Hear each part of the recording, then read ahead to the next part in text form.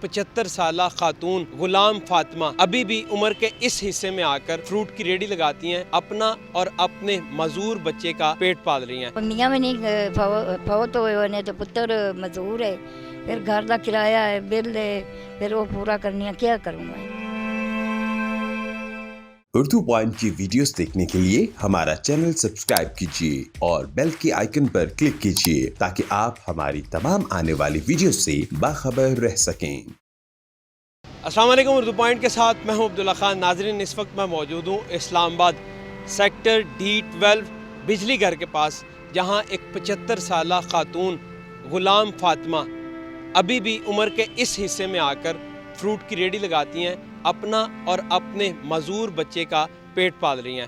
किराए के घर पर रहती हैं जहां बिजली का बिल और रेंट इसी रेडी से इकट्ठा करती हैं। इस हवाले से जानेंगे इन्हीं की कहानी कि उम्र के इस हिस्से में जाके भी ये इस तरीके से मेहनत क्यों कर रही हैं। अस्सलाम वालेकुम। वालेकुम सलाम। अच्छा माँ जी, मुझे बताएं कि आप फल की रेडी लगा के क्यों बैठी हुई हैं यहाँ पर? बेटा मजबूरी है ना, मियाँ भी नहीं फौत हुए ने तो पुत्र मजदूर है, फिर घर का किराया है, बिल है, फिर वो पूरा करनी है, क्या करूँ मैं।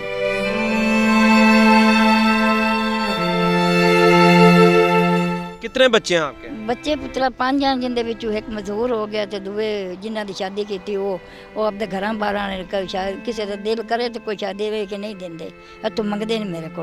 अच्छा, हाँ जी, यानी जिसकी शादी की वो अपने अपने घर में चला गया बीवी के साथ? बीवी के साथ आपको अकेला छोड़ दिया? अकेला छोड़ दिया। और अभी आप किस तरह गुजारा कर रही हैं? बस जो हो जावे पुत्रा, अल्लाह दा शुक्र अदा करिंदा, बेदा सुने ये भी तेरा शुक्र है लाख लाख वेरी भी जेड़ा दे रहे हैं, फिर और क्या करूँ। कितनी देर से ये आप फ्रूट की रेडी लगा रही हैं? मैंने पुत्रा 3 साल हो गए ने। अच्छा, हाँ, मकान अपना आपका? किराएदा है। कितना किराया? 5000 किराया देने है पुत्रा, तो कोई 2-1000 के 3000 बिल आ जाता है।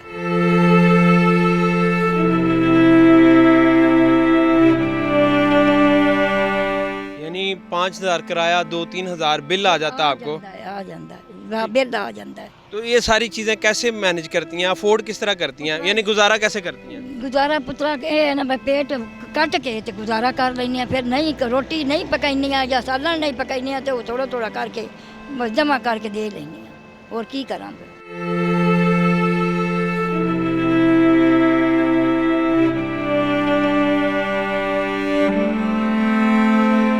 किराए का जो मकान का किराया वो कैसे देती हैं? बेटा वो भी मैं बड़ी तंग हो के देती हूँ, कभी बनता है कभी नहीं बनता। ठीक है। हाँ, कभी बन जाता उन्होंने आनिया भी आज नहीं तो कल नहीं तो परसों नहीं, इस तरह करके टाइम गुजार लेनी है, फिर की करा। गैस है आपके पास? नहीं नहीं, गैस भी नहीं, लकड़ी से बाल नहीं है, किसी सिलेंडर गैस कता दिया होया तो कता दे, नहीं तो लकड़ी से पका लिया। तो इस रेडी से कितने पैसे रोजाना के आप कमा लेती हैं? मेरा पुत्रा कितने कमा लेने, इंदे चो कोई कमाई नहीं, इंदे चो घट तो घट कोई 500-600 रुपया बन जाता, बस वो मैं गुजारा घर का कर लेनी है। यानी घर में अभी कौन कौन है जिसको आप खिलाती हैं या जिसका? और बच्चा है तो एक मेरी बेटी है जी जिंदी शादी की थी, तो वो अपनी बहन को है, उनकी वो भी अपने घर समझे, मेरे घर नहीं है। तो मियाँ फौत हुए हैं। तो मियाँ कब फौत हो गए? कितनी? मियाँ तो हो गए ना 4-5 साल मरे ने।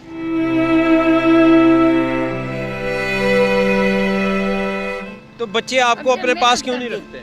बेटा नहीं रखते, अगर किमें रखें, जो अपने नंदे अपने गुजारे होंगे पे मैनू ना की देना, ता नहीं रखते भी अम्मा नूं असीं की दे दईए, आप तो साडे बच्चे पाल जावन तो भी बड़ी गल है।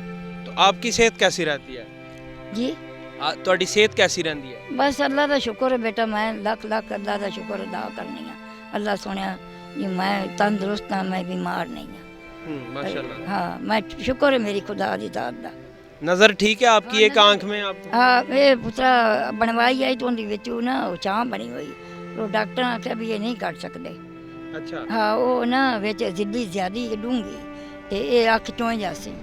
तो नज़र आता है आपको? हाँ, थोड़ा बहुत आंदा है, थोड़ा बहुत। हाँ जी। तो अभी आप क्या चाहती हैं, गवर्नमेंट आपको क्या मदद करे कि आपका सिस्टम चले, कुछ क्या चाहती हैं आप? मैं तो बेटा यो आनी है मेरा घर का भी सर्कस चलिया रहे, जो मैं किराया भी देंदी रहा, या मेरा कोई घर का मकान बन जाए ना, कोई एक 2 मरले की, तो मैनू वो भी बड़ा।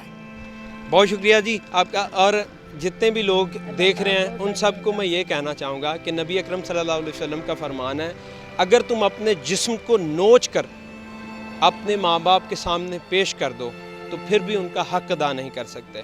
تو اپنے والدین کا خیال رکھیں، ان کے ساتھ رہیں، ان کی تماداری کریں، اور نبی پاک صلی اللہ علیہ وسلم کا فرمان ہے کہ وہ بدقسمت ہے کہ جس نے اپنے والدین کو عمر کے آخری حصے میں پایا اور ان کی خدمت کر کے جنت حاصل نہیں کی۔ یہ آپ کے لیے جنت ہے، ماں کے پیروں تلے جنت ہے، تو لہٰذا اس جنت کو سنبھالیں۔ جتنے بھی لوگ دیکھ رہے ہیں، دیکھتے ہیں اردو پوائنٹ، میں ہوں عبداللہ خان، اللہ نگہبان۔